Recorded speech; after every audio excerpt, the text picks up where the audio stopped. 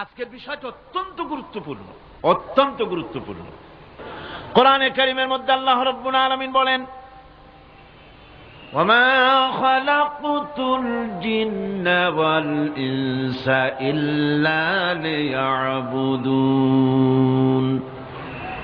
আমি মানুষ এবং জিনকে সৃষ্টি করেছি শুধুমাত্র আমার ইবাদতের জন্য, আমার গোলামির জন্য, আমার আনুগত্যের জন্য। এখন এই ইবাদত আমাদের সৃষ্টি হয়েছে কিসের জন্য? জবাব দিতে হবে সকলকে। কি জন্য? ইবাদতের জন্য। আমি যে মাঝে মধ্যে প্রশ্ন করি, তাতে কি আপনারা রাগ করেন নাকি? আমি আপনাদেরকে কষ্ট দেওয়ার জন্য প্রশ্ন করি না, এটি সুন্নতের একটি অংশ। হুজুর সাল্লাল্লাহু আলাইহি ওয়াসাল্লাম গুরুত্বপূর্ণ কথাগুলি সাহাবায়ে কিরামদেরকে 3 বার করে জিজ্ঞেস করতেন, যাতে করে কথাগুলি অন্তরের ভেতরে ঢুকে যায়, কলিজার ভিতরে ঢুকে যায়। আল্লাহ পাক আমাদের সৃষ্টি করেছেন ইবাদতের জন্য। কিসের জন্য? আমরা যেন তার গোলামি করি, সেই জন্য আল্লাহ পাক আমাদেরকে সৃষ্টি করেছেন, জিনদেরকেও সৃষ্টি করেছেন ইবাদতের জন্য। এই ইবাদত একটি ব্যাপক অর্থবোধক শব্দ। আমরা যদি ইবাদতটা নাই বুঝি, তা আমাদের মানব জন্ম হবে বৃথা। ইবাদত হচ্ছে আল্লাহর পছন্দনীয় জিনিসগুলি আমল করে তার সন্তুষ্টি অর্জন করার জন্য প্রচেষ্টা চালানো জীবনের সকল ক্ষেত্রে। এর মধ্যে ইবাদতের ভিতরে এমন এক ব্যাপক অর্থ যে এর ভিতরে নামাজ, রোজা, হজ, যাকাত, সত্য কথা, আমানতদারি, দিয়ানতদারি, প্রতিবেশীর হক আদায় করা, মাতা পিতাকে শ্রদ্ধা করা, প্রতিবেশীর হক আদায় করা, স্ত্রীর হক আদায় করা, সৎ কাজের আদেশ করা, অসৎ কাজের নিষেধ করা, জিহাদ ফি সাবিলিল্লাহ করা, এ সব কিছুই হচ্ছে ইবাদতের মধ্যে শামিল। জিকির আজকার করা, তেলাওয়াত করা, আমলে সালেহ করা, এভাবে করে আল্লাহ পাককে খুশি করার জন্য আল্লাহর নির্দেশ মাফিক কাজগুলি করা, সবটাই হচ্ছে ইবাদতের মধ্যে শামিল। মানব সৃষ্টির উদ্দেশ্য এবং লক্ষ্যই হচ্ছে মানুষ গোলামি করবে, আনুগত্য করবে আল্লাহ পাকের।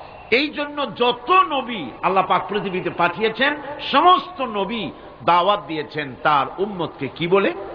ইয়া কওমি ইবুদুল্লাহা মা লাকুম মিন ইলাহিন গায়রু। প্রত্যেক নবী তার জাতিকে, তার সম্প্রদায়কে ডেকে বলেছেন, হে আমার জাতি, হে আমার সম্প্রদায়, এক আল্লাহর গোলামি করো, তিনি ছাড়া তোমাদের কোনো ইলাহ নাই, প্রভু নাই, মাবুদ বলে কেউ নাই। এভাবে করে কোরআনে কারীম একজন একজন করে নবীদের নাম উচ্চারণ করে আল্লাহ পাক শুনিয়ে দিলেন, শোনো, লাকাদ আরসালনা নূহান ইলা কওমিহি ফাকালা ইয়া কওমি ইবুদুল্লাহা মা লাকুম মিন ইলাহিন গায়রু। আল্লাহ পাক বলেন, আমি নূহ আলাইহিস সালামকে তার কওমের জন্য নবী করে পাঠালাম, আর নূহ আলাইহিস সালাম তার জাতিকে ডেকে বললেন, ও আমার জাতি, ও আমার সম্প্রদায়, এক আল্লাহর গোলামি করো, তিনি ছাড়া তোমাদের কোনো রব নাই, ইলাহ নাই, মাবুদ নাই। হুদ আলাইহিস সালাম সম্পর্কে আল্লাহ পাক বলছেন, ওয়াইলা আদিন আখাহুম হুদান ক্বালা ইয়া কওমি ইবুদুল্লাহা মা লাকুম মিন ইলাহিন গায়রু। হুদকে আমি সামুদ জাতির জন্য, আমি সালেহ আলাইহিস সালামকে তার জাতির জন্য পাঠিয়েছি, হুদকে তার জাতির জন্য পাঠিয়েছি, এবং তারা সকলেই বলেছেন, হে আমার জাতি, এক আল্লাহর গোলামি করো, এক আল্লাহর দাসত্ব করো, আর কারো গোলামি করা যাবে না। এভাবে করে শুআয়ব আলাইহিস সালাম সম্পর্কে আল্লাহ পাক বলেছেন, আমি মাদিয়ানবাসীদের জন্য তাকে পাঠিয়েছি, এবং তাকে আমি বলেছি যে একমাত্র আল্লাহ পাকের গোলামি করো, জীবনের সকল ক্ষেত্রে তার আনুগত্য করো। আল্লাহ পাক এরপরে বলেন, শুধু নূহ, শুধু হুদ, শুধু সালেহ আর শুআয়ব নয়, শুধু মূসা আর ঈসা নয়, ওয়ালাকাদ বা'আসনা ফি কুল্লি উম্মাতির রাসূলা আন ইবুদুল্লাহা ওয়াজতানিবুত তাগুত। আমি প্রত্যেক জাতির জন্যই রাসূল প্রেরণ করেছি, এবং সকলেই দাওয়াত দিয়েছেন, আন ইবুদুল্লাহ ওয়াজতানিবুত তাগুত, এক আল্লাহর গোলামি করো, এক আল্লাহর আনুগত্য করো, আর তাগুতকে বর্জন করো। তাগুত হচ্ছে সেই শক্তি যে শক্তি শুধু নিজেই আল্লাহর আইন অমান্য করে না, অন্যদেরকেও অমান্য করতে বাধ্য করে। তাকে কি বলা হয়? কোরআন বলছি, وَمَا أَرْسَلْنَا مِنْ قَبْلِكَ مِنْ رَسُولٍ إِلَّا نُوحِي إِلَيْهِ أَنَّهُ لَا إِلَهَ إِلَّا أَنَا فَاعْبُدُونِ। আল্লাহ পাক বলছেন, হে নবী, তোমার পূর্বে এই পৃথিবীতে আমি যাদেরকে পাঠিয়েছি তাদের সকলের প্রতি আমি এই ওহী অবতীর্ণ করেছিলাম যে তারা তার জাতিকে বলবে, লা ইলাহা ইল্লা, লা ইলাহা ইল্লা আনা, আমি ছাড়া কোনো ইলাহ নাই, অর্থাৎ আল্লাহ ছাড়া কোনো ইলাহ নাই। এই কথাটা নবীরা সকল জাতির কাছে তারা বলবে, এই বলে ওহী নাজিল করেছে। এবং তারা বলবে একমাত্র আল্লাহ পাকের গোলামি, তার আনুগত্য জীবনের সকল ক্ষেত্রে করতে হবে, তিনি ছাড়া কোনো ইলাহ নাই, এটাকে বিশ্বাস করতে হবে। মেরাজ উপলক্ষে আল্লাহ পাক রাসূল করিম সাল্লাল্লাহু আলাইহি ওয়াসাল্লামকে যে পেগাম দিয়েছিলেন, যে হাদিয়া দিয়েছিলেন, যে 14টি পেগাম ছিল, তার মধ্যে প্রথম পেগাম যেটা ছিল সে ছিল কি? وَقَضَى رَبُّكَ أَلَّا تَعْبُدُوا إِلَّا إِيَّاهُ وَبِالْوَالِدَيْنِ إِحْسَانًا। তোমার রবের পক্ষ থেকে এটা চূড়ান্ত রূপে ফয়সালা হয়ে গিয়েছে, চূড়ান্ত ফয়সালা হয়ে গিয়েছে যে দাসত্ব, গোলামি, আনুগত্য করতে হবে কেবলমাত্র আল্লাহ সুবহানাহু ওয়া তাআলা। আল্লাহ পাকের গোলামি ছাড়া কারো গোলামি করা যাবে না। এখন এই গোলামিটা কি জিনিস, আসুন আমরা ব্যাখ্যা করে আলোচনা করে বুঝতে চেষ্টা করি গোলামিটা কি। এটি হচ্ছে, এটা মানুষের একটা স্বভাবজাত প্রবৃত্তি।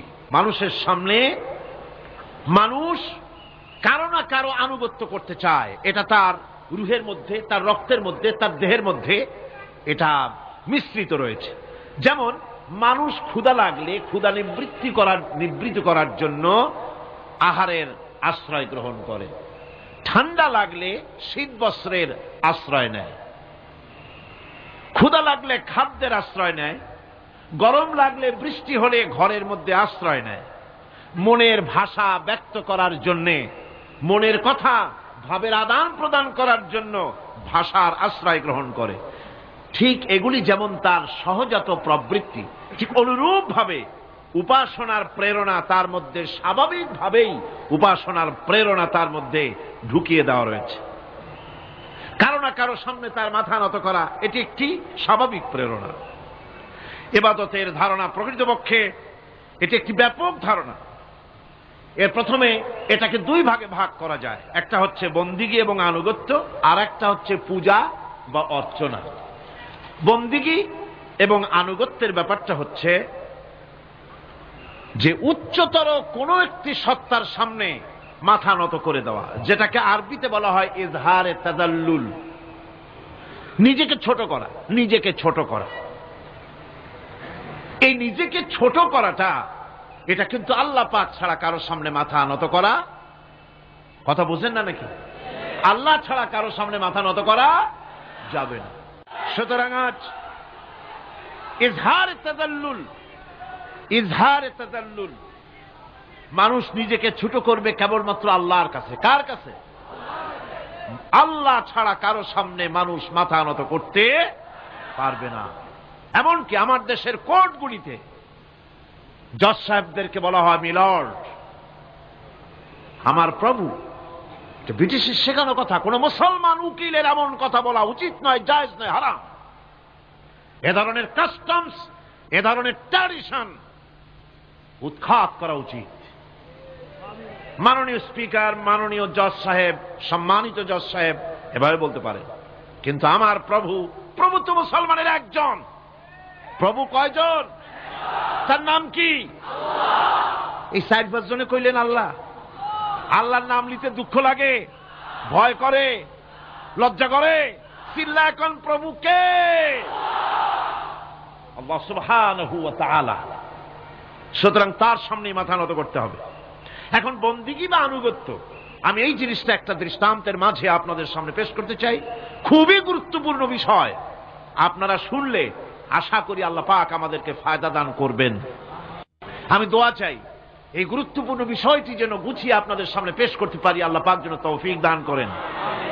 এই আনুগত্যটার একটা দৃষ্টান্ত এভাবে দেওয়া যায়, যেমন চাকর মনিবের আনুগত্য করে।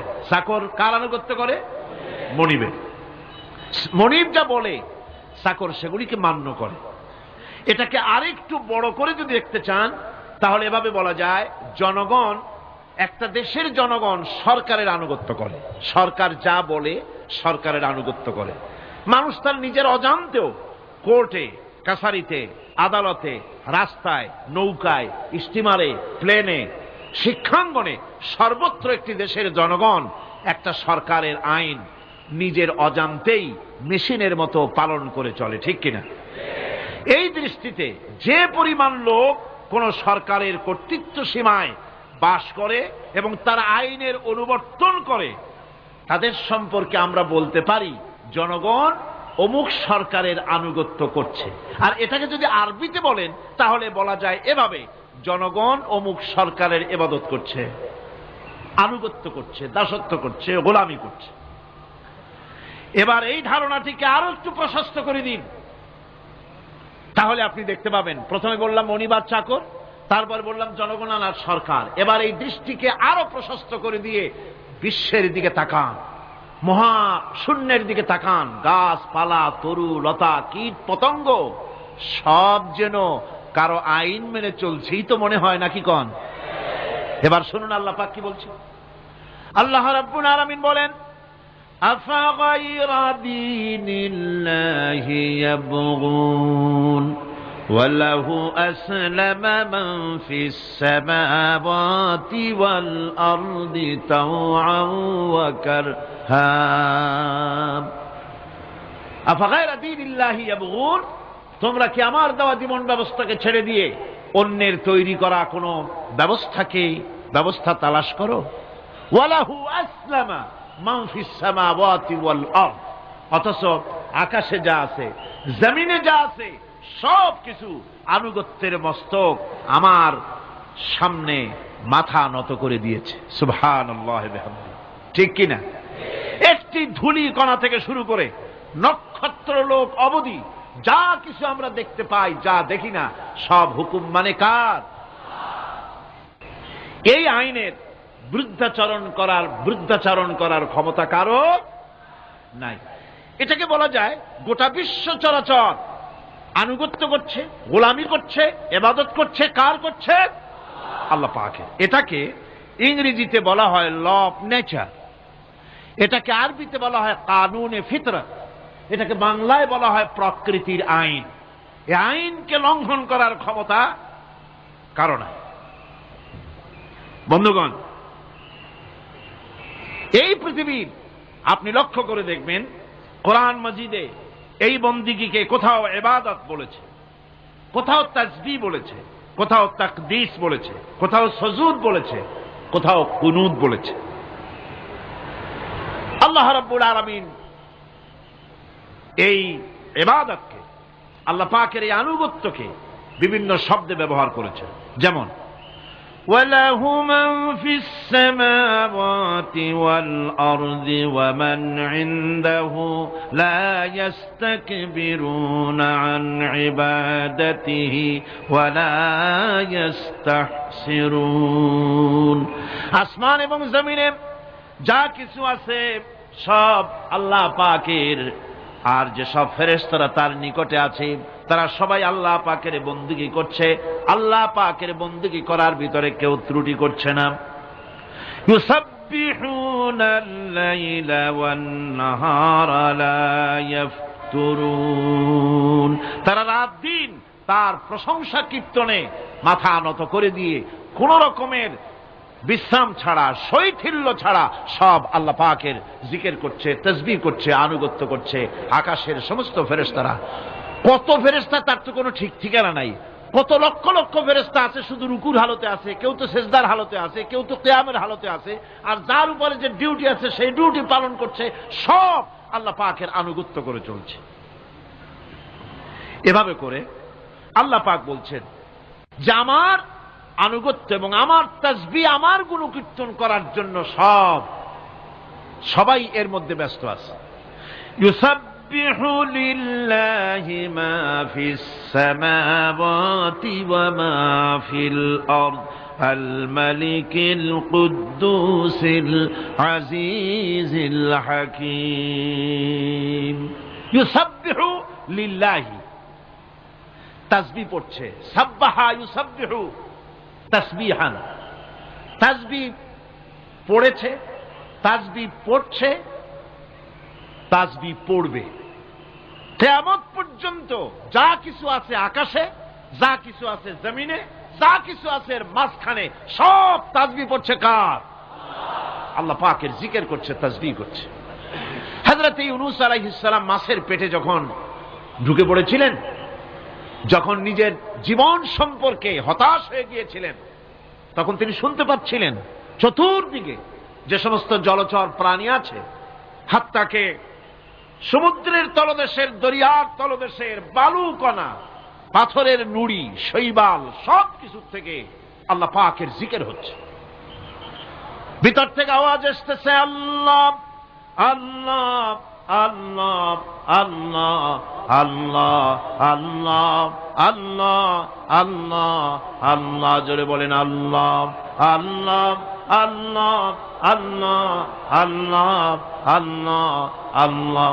হযরত ইউনূস আলাইহিস সালাম তখন বললেন লা ইলাহা ইল্লা আনতা সুবহানাকা ইন্নী কুনতু মিনাজ জালিমিন। পড়েন সবাই, লা ইলাহা ইল্লা আনতা সুবহানাকা ইন্নী কুনতু মিনাজ জালিমিন। লা ইলাহা ইল্লা আনতা,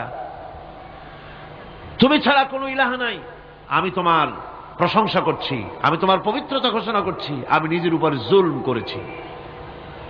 গাছপালা, তরুলতা সব তাসবিহ পড়ছে, জিকির করছে কার?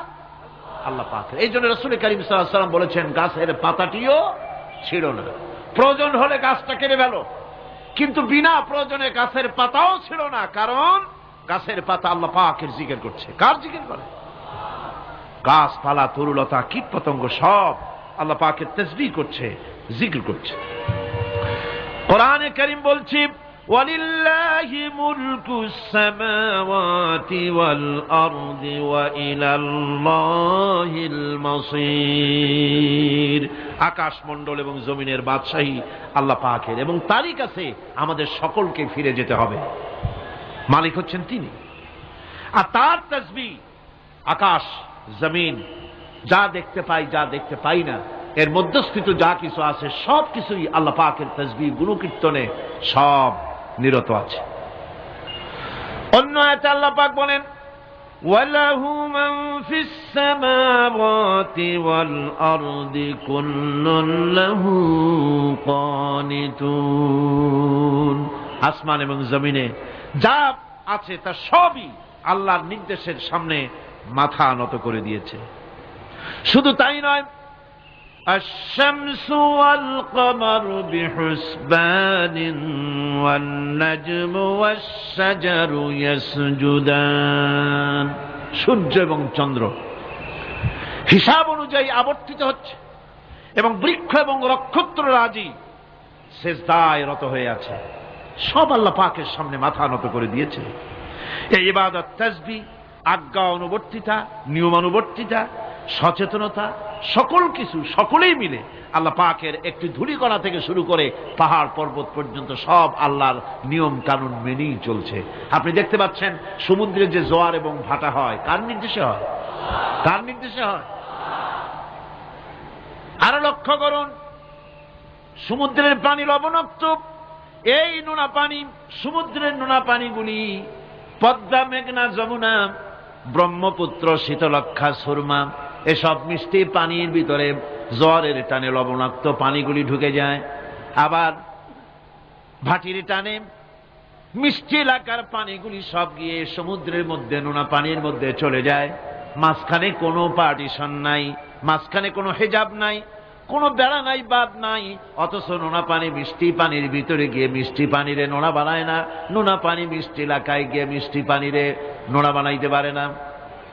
এই যে আল্লাহ পাকের হুকুম মেনে সব চলতেছে, জোয়ার ভাটাগুলি হতেছে, রাত আর দিন চলতেছে। রাত 12টার সময় সূর্য এসে বলে না রাত সর, আমি এখন দিন বানায় ভালাবো।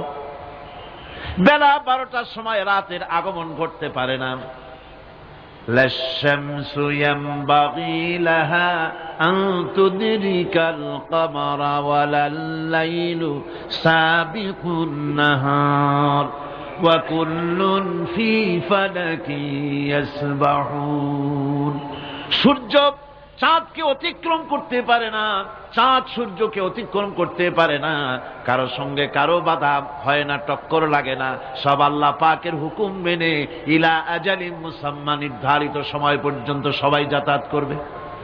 শুধু তাই নয়, আল্লাহ পাকের এক বিরাট সিস্টেম, এক বিরাট কুদরতের মাধ্যমে গোটা পৃথিবী চলছে, এর কোনো পরিবর্তন হবে না।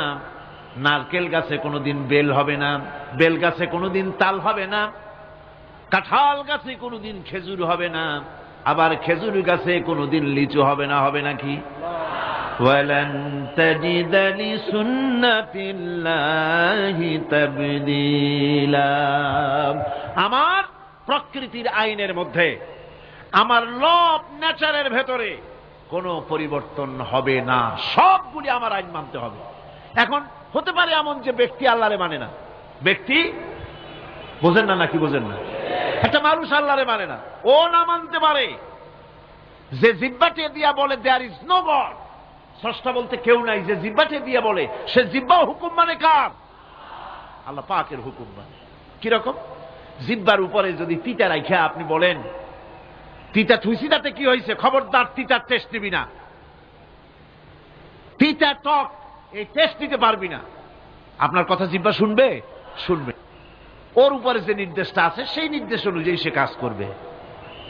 টয়লেটে গিয়ে আপনি নাকেরে কবেন যে খবরদার, আমি একটা বিরাট অফিসার, অনেক টাকা পয়সার মালিক, অথবা বিরাট একটা মন্ত্রী টন্ত্রী কিছু একটা, সবাই আমার হুকুম মানে, তোকেও মানতে হবে, খবরদার দুর্গন্ধ যেন নাকের মধ্যে না ঢোকে।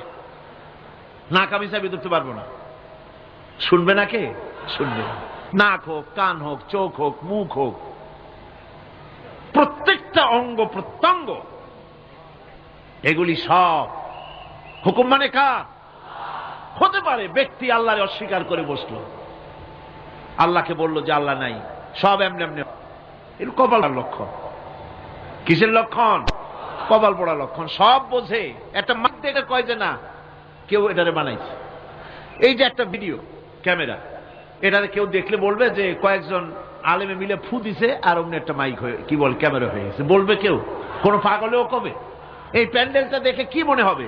4-5 জন পিসা বাইসা কোসার কোণে দাঁড়াইয়া ফু দিছে, সাথে সাথে প্যান্ডেল হয়ে গেছে। এটা কথা হইল? একটা ছোট্ট টেবিল, একটা চাপ দেখলে পরে মানুষ বলে নিশ্চয়ই এটা কেউ বানাইছে। আজীব, এত বড় বিশাল আকাশ, এত সুন্দর জমিন, এত সুন্দর দেহ, এই মানুষ, গাছপালা, তরুলতা, কীট পতঙ্গ, পাহাড়, নদ নদী, এ সব কিছু দেখে কেবলমাত্র কপাল পোড়াই বলতে পারে যে কেউ নাই, এমনি এমনি হয়েছে। আজীব তামাশা।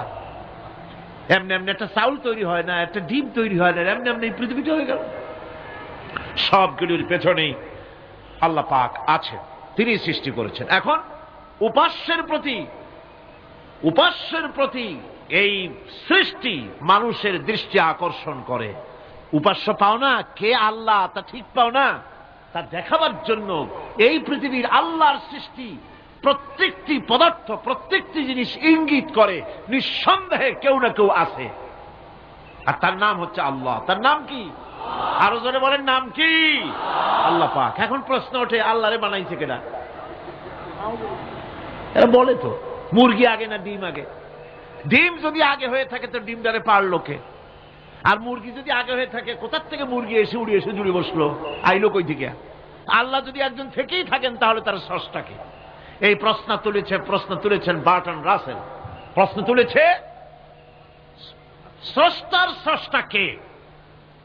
আমি দেখলাম এক আর্মি অফিসার একটা বই লিখেছেন, আমার এত ভালো লাগলো। বইটার নাম হচ্ছে আল কোরআন দ্য চ্যালেঞ্জ, মহাকাশ পর্ব। দারুণ লিখেছেন তিনি, আপনারা যদি পান খুঁজে নিয়ে পড়বেন। সে বইয়ের শেষ ভাগে গিয়ে তিনি এটার জবাব দিয়েছেন, স্রষ্টার স্রষ্টাকে তাই তুমি তালাশ করো, কানা চায় মানে কুজো চায় চিতই শুইতে। একটা লবণ কণার দৃষ্টান্ত তিনি দিয়েছেন। একটা লবণ কণা, একটি লবণ কণার ভিতরে যতগুলি মলিকুল থাকে, একটা লবণ কণার ভিতরে যতগুলি ক্যালাস থাকে, একটা লবণ কণার ভিতরে যতগুলি উপকরণ আর উপাদান থাকে, অর্থাৎ একটা লবণ কণা যত উপকরণ যত উপাদান ধারণ করে, তার ধারণ ক্ষমতা যতখানি, এতখানি জিনিস ধারণ করতে 1000 বার্টন রাসেলের মগজের দরকার। একটা লবণ কণা, সেইটার চিন্তা করাই কঠিন। আর এত বড় মহাবিশ্ব যিনি সৃষ্টি করেছেন তার স্রষ্টাকে তালাশ করতে চাও, এটা কি স্বাভাবিক কথা? এটা পাগলের প্রশ্ন হতে পারে, এটা পাগলের প্রশ্ন হতে পারে। গ্যাগারিন টিটপ আর প্রথম মহাশূন্যচারী ছিল। গ্যাগারিন বেটা মহাশূন্য ঘুরি টুরি আসা কয় কি, কয় যে মুসলমানেরা যারে কয় আল্লাহ, হিন্দুরা যারে কয় ভগবান, খ্রিস্টানরা যারে কয় গড, মহাশূন্য এত ঘুরলাম, আল্লাহরেও দেখলাম না, ভগবানেরও দেখলাম। আজীব তামাশা।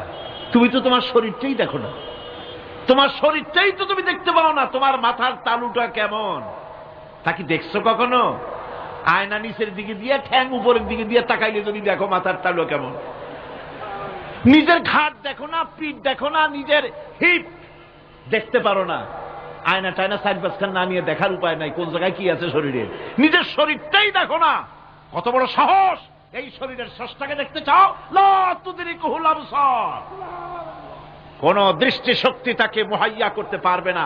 তার দৃষ্টি সকলকে আয়ত্ত করবে, কিন্তু পৃথিবীর কোন দৃষ্টি শক্তি তাকে আয়ত্তের ভিতরে নিতে পারবে না।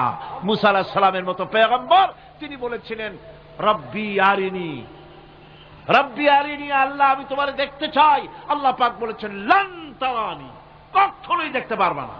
সুবহানাল্লাহ বিহামদিহি। সুতরাং এই পৃথিবীর সবকিছু ইঙ্গিত করে যে একজন আছেন। এই ফুলের সৌন্দর্য যিনি দিলেন, ফুল দেখা যায়, সৌন্দর্য দেখা যায়, কিন্তু গন্ধ দেখা যায় না। এই পানির মিষ্টতা, মিষ্টি পানি, ফুলের গন্ধ, জোনাকি পোকার আলো, এই যে সুন্দর সুন্দর জিনিস দিয়ে আল্লাহ পাক এই বিশ্বকে সজ্জিত করেছেন, এ সব কিছুই ইঙ্গিত করে নিঃসন্দেহে একজন আছেন। আর যিনি আছেন তার নাম হচ্ছে কি? আল্লাহ। জোরে বলেন তিনি কে? আল্লাহ। এখন এই স্রষ্টাকে চিনতে মানুষের বড্ড হয়রানি স্রষ্টাকে চেনার জন্য। এই স্রষ্টাকে খোঁজার জন্য, চেনার জন্য মানুষ শক্তি পূজা আরম্ভ করলো। ওই যে আমি আগে বলেছি, মানুষের মধ্যে একটা স্বাভাবিক প্রেরণা এই কারো না কারোর সামনে মাথা নত করে দেবে। সেজন্য মানুষ, কেউ তো আগুনকে পূজা করল, আগুনের ভিতরে শক্তি আছে বলে আগুনের সামনে মাথা নত করে দিল, পাহাড়ের সামনে মাথা নত করে দিল, মূর্তি বানাইয়া মূর্তির সামনে মাথা নত করল, কাঠের মূর্তি, মাটির মূর্তি বানাইয়া তার সামনে মাথা নত করে দিল। এগুলির সামনে যদি তুমি মাথা নত করলে, এগুলি কি মাছির মতো একটা ছোট্ট প্রাণীও বানাতে পারবে? এই চ্যালেঞ্জ কার? আল্লাহ পাকের। কোরআন শরীফে আল্লাহ পাক বলেছেন, নবী ওদের বলেন, ওরা কি মাছির মতো ছোট্ট একটা প্রাণী বানাতে পারবে? পারবে না। এমনকি ওদের সামনে যে খাদ্যগুলি রাখা হয়, মূর্তি টুর্তি বানায় সামনে যে খাদ্য রাখা হয়, এই খাদ্যের উপরে যদি মাছি পড়ে, খাবারগুলি উড়াই নিয়ে যায়, অথবা ওদের নাকের উপর এসে যদি মাছি এসে পড়ে, এই মাছিটাকে এতগুলো হাত সাথে একটা টোকা দিয়ে একটা মাছিকে উড়াই দিতে পারবে না। পারবে না। সুতরাং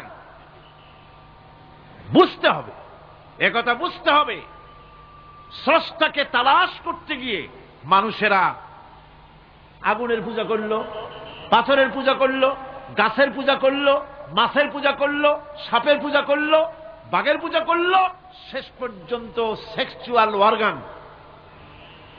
এটার বাংলা করলাম না, এটারও পূজা করলো। এটাকে একটা শক্তির প্রতীক মনে করে এটার সামনেও মাথা নত করলো। বন্ধুগণ, মাটির পূজা করলো, জমিনকে নিজের মা মনে করে এটার পূজা করলো। অথচ আল্লাহ পাক পরিষ্কার করে বলে দিয়েছেন, লা ইলাহা ইল্লা আনা ফা'বুদুন, আমি ছাড়া কোনো ইলাহ নাই, আল্লাহ ছাড়া কোনো ইলাহ নাই। কোরআনে কারীম বলছে, ইন্নাল্লাযীনা তাদউনা মিন দুনিল্লাহি ইবাদুন আমসালুকুম। আল্লাহ পাক বলেন, আমাকে বাদ দিয়ে তোমরা যার সামনে মাথা নত করো, যার সামনে পূজা করো, অর্চনা করো, বন্দিগি করো, ওটা তোমার মতো আমার আরেকটি গোলাম। তুমি যেমন আমার গোলাম, ওটাও আমারই গোলাম।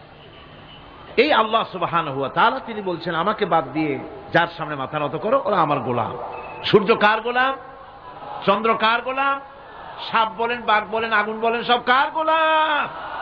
এগুলি সব কার কথা শোনে?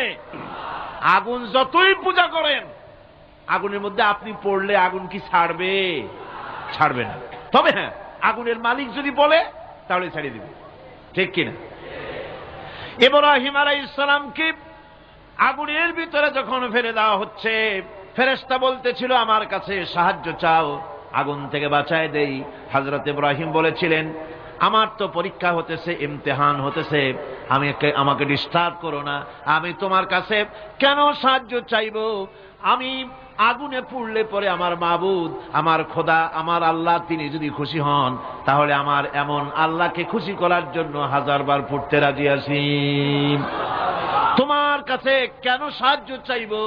আমি তো অন্ধ, আল্লাহর ইবাদত করি না, যিনি আমার দুঃখ দুর্দশা নিজের চোখে না দেখেন। আগুনের মধ্যে পড়ে গেলেন। আল্লাহ পাক আগুনকে অর্ডার করে দিলেন, ইয়া নারু কুনি বারদাও ওয়া সালামান আলা ইব্রাহিম। আগুন, আমার ইব্রাহিমের জন্য ঠান্ডা হয়ে যা, শান্তিদায়ক ঠান্ডা হয়ে যা। তাহলে দেখা গেল আগুনের মালিক হচ্ছেন আল্লাহ পাক। আল্লাহ পাক আজও যদি কোনো পূজা করা রাখবেন আগুনের, আগুনের পূজা করা তো হারাম। আগুন হচ্ছে আল্লাহর গোলাম, আল্লাহর সৃষ্টি, এটা হচ্ছে মাখলুক, আল্লাহ হচ্ছেন খালিক। বিশ্বকবি, কবি সম্রাট আল্লামা ডক্টর ইকবাল কি সুন্দর করে বলেছেন, আজ ভি হো জো ইব্রাহিম কা ইমা পয়দা, आज भी हो जो इब्राहिम का इमां पैदा, आग कर सकती है एक अंदाज गुलिस्तां पैदा।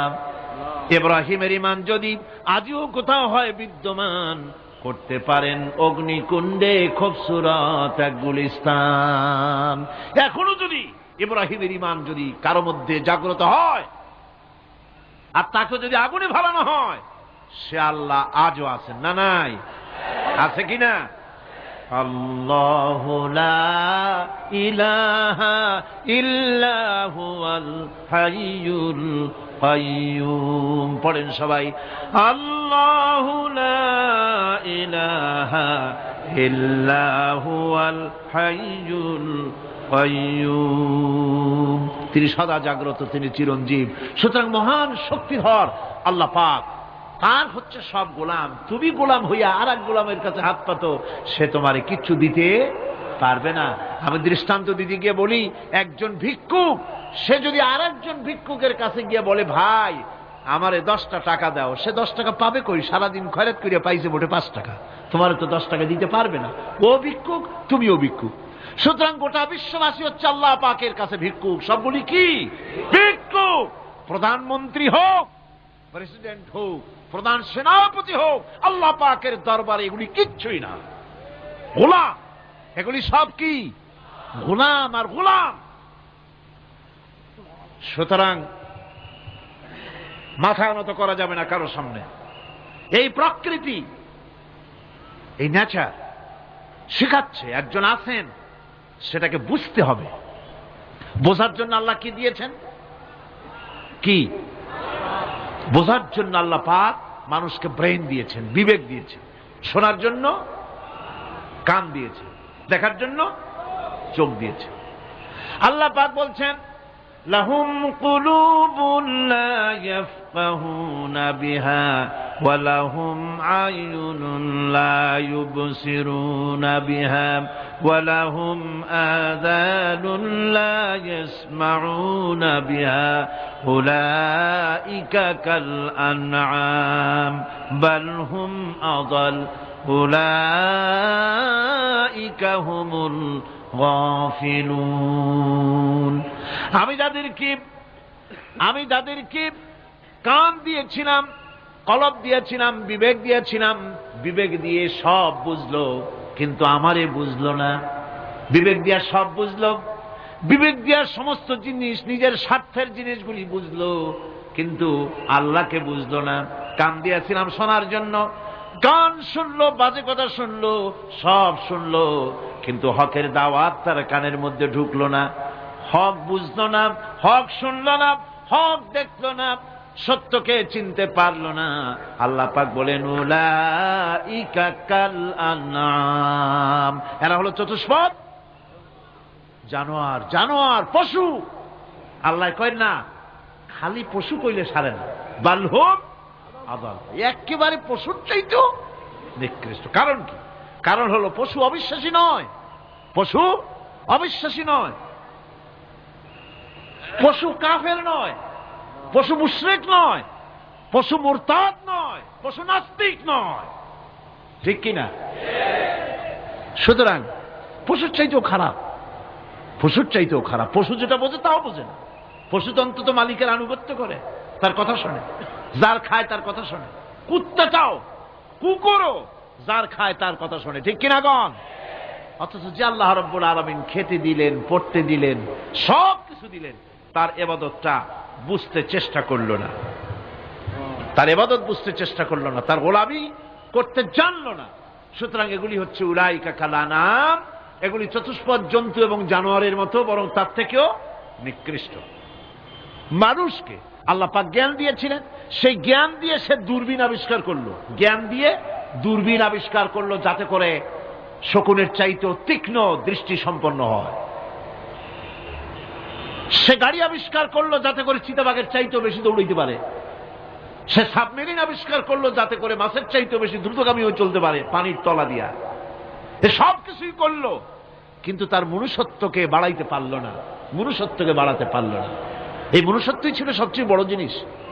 কবি বলছেন মুঝে ये डर है कि दिले जिंदा तू ना मर जाए, मुझे ये डर है कि दिले जिंदा तू ना मर जाए, कि जिंदगानी इबारत है तेरे जीने से, मुझे ये डर है कि दिले जिंदा तू ना मर जाए।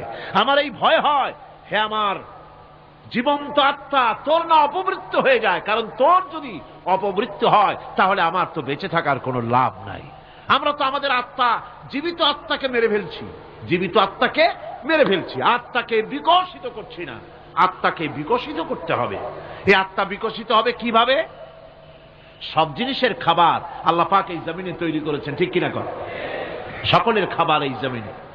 মানুষ যেহেতু তৈরি হয়েছে এই মাটি দিয়ে, সেই জন্য আল্লাহ রাব্বুল আলামিন মানুষের খাবার মাটি দিয়ে তৈরি করে দিয়েছেন। কলা দিয়েছেন, কচু দিয়েছেন, আলু দিয়েছেন, মূলা দিয়েছেন, তাল দিয়েছেন, বেল দিয়েছেন, মাছ দিয়েছেন, তরকারি দিয়েছেন, পনির দিয়েছেন, দুধ দিয়েছেন, গোশত দিয়েছেন। খাবারের কোনো অভাব রাখেন নাই, সব মাটি দিয়েছে। কিন্তু যে রুহটা আমাদের ভিতরে, যে আত্মাটা আমাদের মধ্যে, যে আত্মা থাকলে পরে বাঁচি, আত্মা না থাকলে পরে মরে যাই, সেই রুহের খাবার আমরা কেউ দিতেছি না। রুহটা কি? আল্লাহ পাক বলছেন নবী, আপনাকে প্রশ্ন করা হয় ওয়ায়াসআলুনাকা আনির রূহ কুলির রূহু মিন আমরি রাব্বি।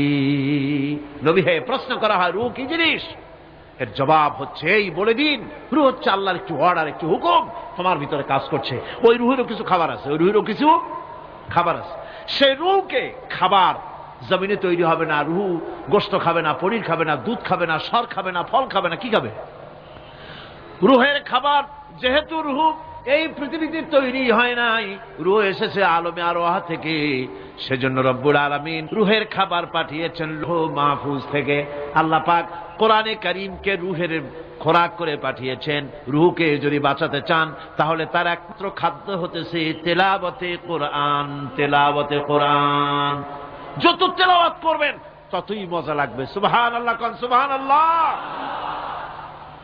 একটু হারাম শরীফ থেকে বেড়ায় আসেন। টাকা পয়সা যাদের আছে তাদের বলছি, পয়সা কড়ি যাদের আছে সিঙ্গাপুর বেড়ায়। আরে সিঙ্গাপুর বেড়ায় করবা কি? মার্কেটিং ছাড়া আর কিছুই নাই। সিঙ্গাপুর, ব্যাংকক, হংকং এই সমস্ত জায়গায় ঘুরে টুরে আসে খুব দেখে আসছে। টাকা নষ্ট করে লাভ নাই, বরং পয়সা কড়ি যদি আল্লাহ দিয়ে থাকেন হস্ত করবেনই। পয়সা কড়ি বেশি থাকলে রমজান মুবারকে উমরা করে এসেন।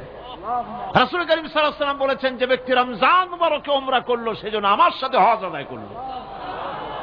কেন বলি? এই জন্য বললাম, আল্লাহ পাক আমাকে কয়েকবার নসিব করেছেন। সেখানে যখন রমজান মুবারকে যখন তেলাওয়াত হতে থাকে তারাবিহের ভেতরে, মনে হচ্ছে যেন আকাশ থেকে ওহী নাজিল হতেছে। মানুষের চোখের পানি, নাকের পানি একাকার হয়ে যায় হারাম শরীফের ভিতরে। সেখানে তো মোনাজাত সারা বছর মোনাজাত হয় না, মোনাজাত হয় রমজান মুবারকে বেতেরের নামাজের ভিতরে। বেতেরের নামাজের ভিতরে ইমাম সাহেব হাত তুলে মোনাজাত করেন। অন্তত 8 থেকে 10 লক্ষ মানুষ হজের মৌসুমের মতো কাঁদতে কাঁদতে পাগল হয়ে যায়। কোরআন কি মজা! কোরআন হচ্ছে রুহের খাবার।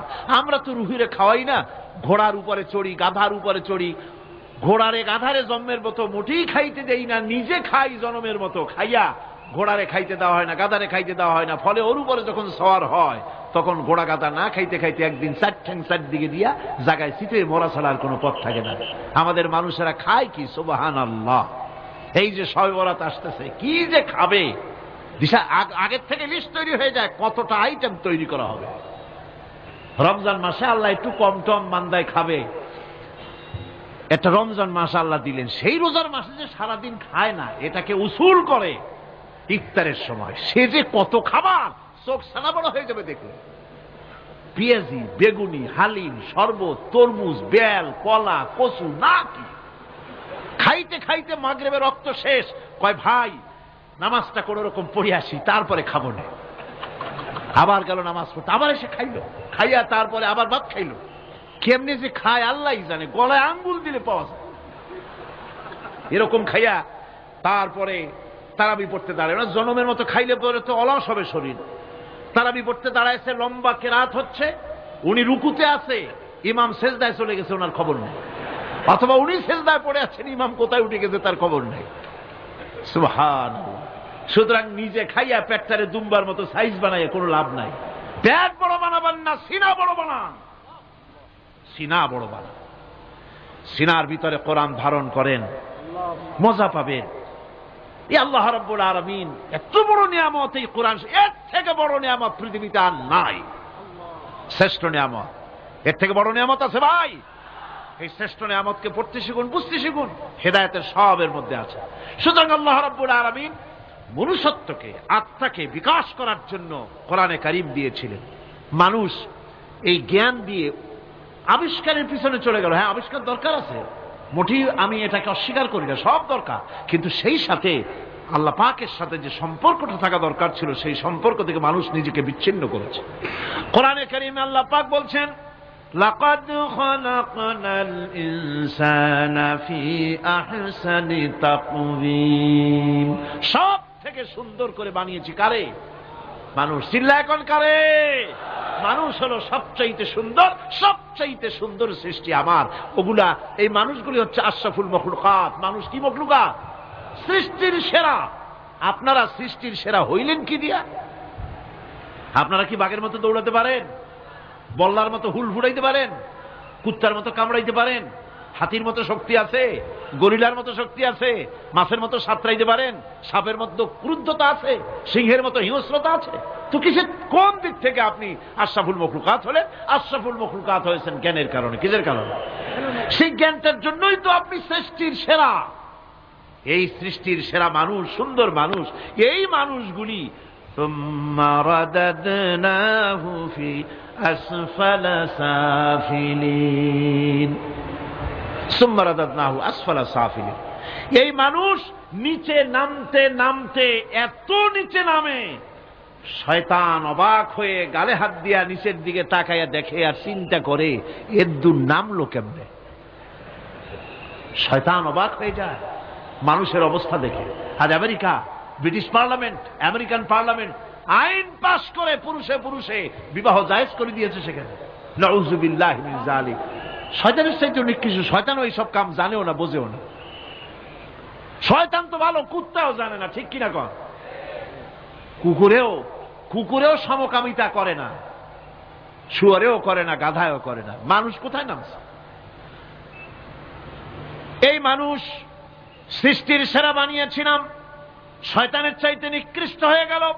আল্লাহ পাক বলেন, ইল্লাল্লাযীনা আমানু ওয়া আমিলুস সালিহাতি ফালাহুম আজরুন গায়রু মামনুন। কিন্তু যারা ঈমান এনেছে, আমলে সালেহ করেছে, তাদের জন্য রয়েছে অফুরন্ত পুরস্কার। এই অফুরন্ত পুরস্কার আল্লাহ রাব্বুল আলামিন দান করবেন যারা নাকি মুমিন বান্দা, যারা নাকি ইবাদত করবে তাদের জন্য। এখন আমি আপনাদেরকে বলতেছিলাম যে ইবাদত গোলামি অর্থে, এর গোলামির পূর্ণ অর্থ সেটা হচ্ছে যে ব্যক্তি, পরিবার, সমাজ ও রাষ্ট্র, জীবনের সকল ক্ষেত্রে গোলামি করতে হবে কার? আল্লাহ পাকের। এই ইবাদত শব্দটাকে কোরআনে কারিমে কয়েকটা অর্থে ব্যবহার করা হয়েছে, সে অর্থগুলি আমাদের জানা দরকার। যেমন ইবাদত এবং দাসত্ব অর্থে আল্লাহ পাক বলছেন, সুম্মা আরসালনা মূসা ওয়া আখাহু হারুনা বিআয়াতিনা ওয়া সুলতানিম মুবিন। অতঃপর মূসা এবং তার ভাই হারুনকে আমার নিদর্শন দিয়ে তাদেরকে সুস্পষ্ট রূপে প্রমাণ সহ ফেরাউন এবং তার সভাসদের কাছে আমি পাঠিয়ে দিলাম। তারা যখন তাদের কাছে গিয়ে দ্বীনের দাওয়াত দিল, তখন তারা কি বলল? ফাকালু আনুমিনু লিবাশারাইনি মিসলিনা ওয়া কওমুহুমা লানা আবিদুন। আমি যখন তাদেরকে পাঠালাম, তারা যখন দ্বীনের দাওয়াত দিলেন, ইবাদতের দাওয়াত দিলেন, তখন তারা বলল, আমরা কি এমন আমাদেরই মতো দুজন মানুষের আনুগত্য করব? এখানে আবিদুন অর্থাৎ দাসত্ব, আমরা কি তার দাসত্ব করব? এই দাসত্ব একমাত্র আল্লাহরই হতে পারে, আর কারো হতে পারে না। সেজন্য কোরআনে কারীম অন্যত্র বলছে, ইয়া আইয়ুহাল্লাযীনা আমানু কুলু মিন তাইয়্যিবাতি মা রাযাকনাকুম ওয়াশকুরু লিল্লাহি ইন কুনতুম ইয়্যাহু তা'বুদুন। হে ঈমানদারেরা, তোমরা যদি আমার ইবাদত করো, তবে আমি তোমাদেরকে যে সব পবিত্র জিনিস দান করেছি তা খাও এবং আল্লাহর শুকর আদায় করো। তো ইবাদত আল্লাহ পাকের করলে আল্লাহ পাক তাদেরকে খেতে দিবেন, পড়তে দিবেন, সবকিছু আল্লাহ পাক করে দিবেন। তো আল্লাহ পাকের ইবাদত করতে হবে, আল্লাহ পাকের উপর ঈমান আনতে হবে, আর তাগুতকে অস্বীকার করতে হবে। অন্য আরেকটি আয়াতে কথাটা এভাবে এসেছে, ফামান ইয়াকফুর বিত্তাগুতি ওয়া ইউমিন বিল্লাহি ফাকাদ ইসতামসাকা বিল উরওয়াতিল উসকা লা ইনফিসামা লাহা ওয়াল্লাহু সামিউন আলীম। ফামান ইয়াকফুর বিত্তাগুত, যে ব্যক্তি তাগুত অস্বীকার করলো, ওয়া ইউমিন বিল্লাহ এবং আল্লাহর উপর ঈমান এনেছে, ফাকাদ ইসতামসাকা বিল উরওয়াতিল উসকা, সে এমন এক মহান অবলম্বন ধারণ করলো যে কোনো জিনিসই তাকে বিচ্ছিন্ন করে দিতে পারবে না। এমন এক মহান অবলম্বন ধারণ করেছে। সুতরাং আল্লাহর উপর ঈমান আনতে হবে, তাগুতকে অস্বীকার করতে হবে। ইবাদত জীবনের সকল ক্ষেত্রে করতে হবে কার? আল্লাহ পাক। কোরআনে কারীম বলছে, এর আগে আমি প্রথমে শুনিয়েছি, সমস্ত নবীরা, আম্বিয়া আলাইহিমুস সালাম, তারা তার নিজের জাতিকে গোলামির জন্য দাওয়াত দিয়েছেন আল্লাহ পাকের বলেছেন আমার জাতি একমাত্র নবী মুহাম্মদ রাসূলুল্লাহ সাল্লাল্লাহু আলাইহি ওয়াসাল্লাম আমার জাতি তিনি বলেন নাই, তাকে দিয়ে আল্লাহ পাক বলেছেন ইয়া আইয়ুহান নাসু উবুদু রাব্বাকুমুল্লাযী খালাকাকুম ওয়াল্লাযীনা মিন ক্বাবলিকুম লাআল্লাকুম তাত্তাকুন। ইয়া আইয়ুহান নাসু উবুদু রাব্বাকুমুল্লাযী খালাকাকুম, রাব্বাকুম উবুদু রাব্বাকুম আয় আতিউ রাব্বাকুম, গোলামি করো, আনুগত্য করো, দাসত্ব করো তোমার সেই প্রভুর, সেই রবের যিনি তোমাকে সৃষ্টি করেছেন, তার আনুগত্য জীবনের সব ক্ষেত্রে করো। এক জায়গায় করলে হবে না, সব জায়গায় করলে হবে। জীবনের সমস্ত কাজটাই হলো ইবাদত হবে যদি মুসলমান আল্লাহর হুকুম মাফিক তার জীবনকে পরিচালনা করে। আপনার চোখের চাহনিটাও তো ইবাদত হবে, সুবহানাল্লাহ। এই চোখ দিয়ে গুনাহ কামাই করা যাবে, আবার এই চোখ দিয়ে সব কামাই করা যাবে। যদি কোনো সন্তান তার মা বাপের দিকে ভক্তির নজরে, মহব্বতের নজরে যদি তাকায়, নবীজি বলেছেন একটা কবুল নফল হজের সওয়াব আমলনামায় লেখা যাবে। সাহাবীরা প্রশ্ন করেছেন যদি কেউ 100 বার তাকায় তো কি হবে? নবীজি বলেছেন আল্লাহ রাব্বুল আলামিনের নিয়ামতের ভান্ডার অফুরন্ত নিয়ামতের, সেখানে কোনো অভাব নাই। যদি কোনো বান্দা যদি তার মা বাপের দিকে দৈনিক 100 বার তাকায় তো ওই বান্দার আমলনামায় 100 কবুল নফল হজের সওয়াব লেখা যাবে। তাহলে দেখা গেল চোখের চাহনি আপনার ইবাদত, আপনার ঘুম ইবাদত, আপনার চাকরি ইবাদত, আপনার ব্যবসা বাণিজ্য ইবাদত। তার মানে হলো আল্লাহর গোলামি, আল্লাহর হুকুম অনুযায়ী কাজ করার নামই হচ্ছে ইবাদত। ইয়াকা না'বুদু ওয়া ইয়াকা নাস্তাঈন, পড়েন সবাই, ইয়াকা না'বুদু ওয়া ইয়াকা নাস্তাঈন। আল্লাহ তাআলা একমাত্র তোমার গোলামি করি, তোমারই আনুগত্য করি, তুমি ছাড়া কারো গোলামি করি না, তুমি ছাড়া কারো গোলামি করি না। এখন দোকানদার নামাজের মধ্যে পড়লো ইয়াকা না'বুদু। ইয়াকা না'বুদু, না'বুদু শব্দটা হচ্ছে মুজারের সিগায় যায়, এর মধ্যে দুইটা কাল পাওয়া যায়, বর্তমান আর ভবিষ্যৎ, দুটি কাল পাওয়া যায়। না'বুদু এই শব্দ দিয়ে বোঝানো হচ্ছে কি, আল্লাহ পাক এই নামাজের ভিতরে যেমন তোমার হুকুম পালন করে নামাজ আদায় করছি, যেমন নামাজের ভিতরে কিছু খাওয়া যায় না, বাইরে খাওয়া জায়েজ ছিল, নামাজ পড়ছি বলে খানাটা আমার জন্য হারাম হয়ে গেছে। কথা বলা জায়েজ ছিল, নামাজের ভিতরে কথা বলা হারাম করে দিলাম। এদিক ওদিক তাকানো জায়েজ ছিল, নামাজের ভিতরে এদিক ওদিক তাকানো বন্ধ করে দিলাম। তার মানে আমার জন্য চিরস্থায়ী, সব সময়ের জন্য আমার জন্য হালাল করে দেওয়া জিনিসগুলি এই নামাজের ভিতরে অল্প সময়ের জন্য হারাম করে প্রমাণ করে দিলাম। মাবুদ গো, এই নামাজের পরে চিরস্থায়ী হারামগুলি এইভাবে আমার জন্য হারাম করে নেব। ইয়াকা না'বুদু, নামাজটা পড়ছি যেভাবে করে, নামাজের বাইরের জীবন চালাবো সেইভাবে করে। সেজদা দিলেই তো সওয়াব হয়, সেজদা দিলে কি হয়? সওয়াব হয়। যদি কেউ 5-6টা সেজদা দিয়ে দেয় এক রাকাতের মধ্যে তো কি হবে? যদি কেউ নামাজ পড়লে তো সওয়াব হয়। ফজরের নামাজ যদি 4 রাকাত পড়ে তো কি হবে? মাগরিবের নামাজ যদি 2 রাকাত পড়ে অথবা 4 রাকাত পড়ে তো কি হবে?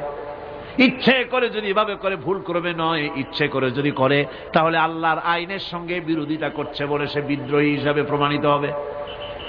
সুতরাং কথা হচ্ছে নামাজের ভিতরে আয় আল্লাহ পাক ইয়াকা না'বুদু, এই নামাজের ভিতরে তোমার হুকুম মেনে যেভাবে নামাজ আদায় করি, নামাজের বাইরের জীবনটাও তোমার হুকুম মেনে পালন করব।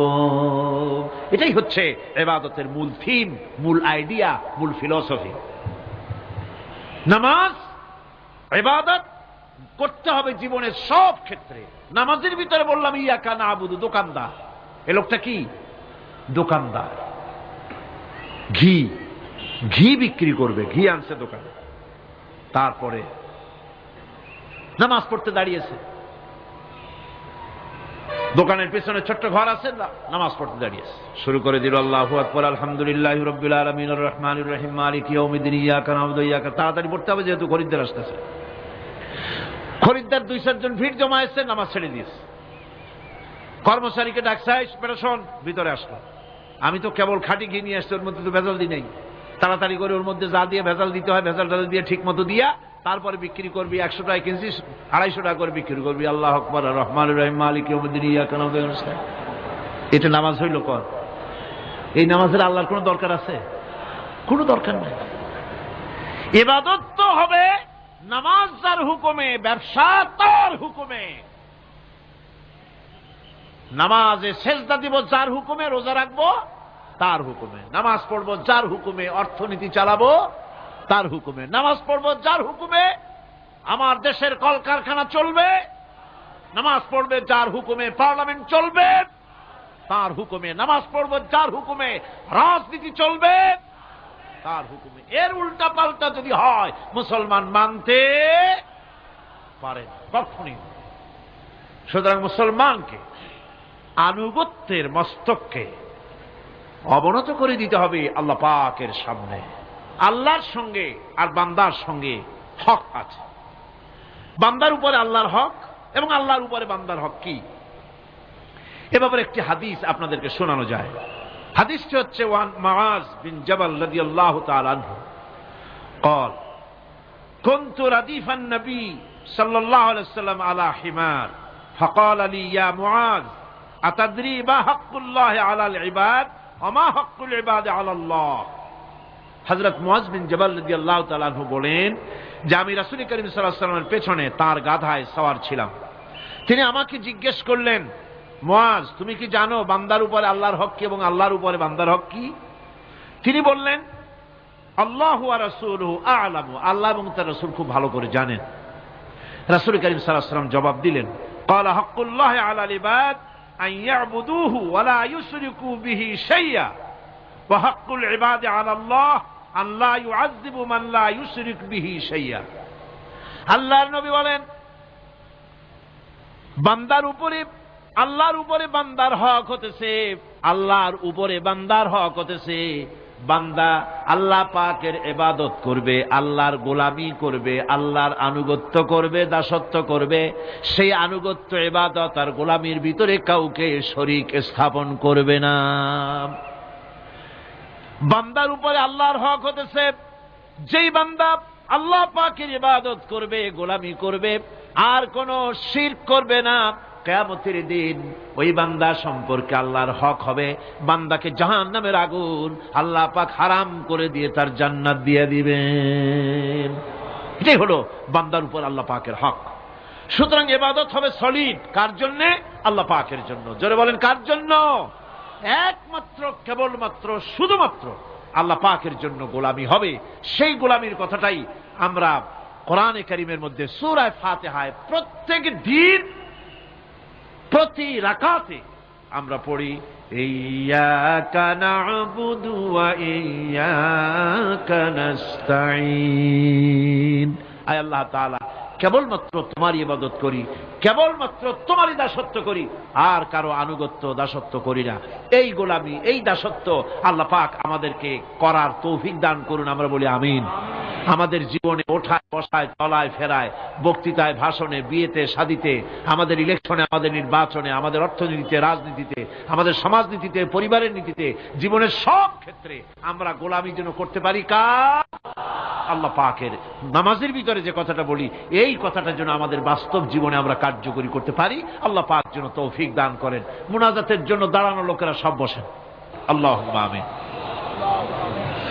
রব্বানা যালামনা أنفسنا وإن لم تغفر لنا وترحمنا لنكونن من الخاسرين। আয় আল্লাহ তাআলা, তোমার পবিত্র কালামুল্লাহ শরীফের, তোমার পবিত্র কালামের ব্যাখ্যা করে তোমার বান্দাদেরকে সাথে নিয়ে আমরা সব গোলামেরা একত্রিত হয়ে তোমার দরবারে হাত তুলেছি। মেহেরবানি করে আমাদের আলোচনা, জিকির, আজকার, তেলাওয়াতের সওয়াব রাসূল করিম সাল্লাল্লাহু আলাইহি ওয়াসাল্লামের রূহ মুবারকে পৌঁছায় দাও। হে আল্লাহ তাআলা, আমাদের মধ্য থেকে যাদের মা বাপ দুনিয়া থেকে বিদায় হয়ে গেছে, কবরগুলিকে জান্নাতের টুকরায় পরিণত করে দাও রব্বুল আলামিন। হে আল্লাহ তাআলা, সারা জীবন গুনাহ করে করে আমরা আমাদের জীবন নষ্ট করে ফেলেছি। দয়া করে আমাদের তামাম জিন্দেগির গুনাহ খাতা মাফ করে দাও। রব্বানা তাকাব্বাল মিন্না ইন্নাকা আনতাস সামিউল আলিম ওয়া তুব আলাইনা ইন্নাকা আনতাত তাওয়াবুর রহিম। সুবহান রাব্বিকা রাব্বিল ইজ্জাতি আম্মা ইয়াসিফুন ওয়া সালামুন আলাল মুরসালিন আলহামদুলিল্লাহি রাব্বিল আলামিন। ওয়াজআল آخر كلمتنا عند الموت لا إله إلا الله محمد رسول الله. السلام عليكم.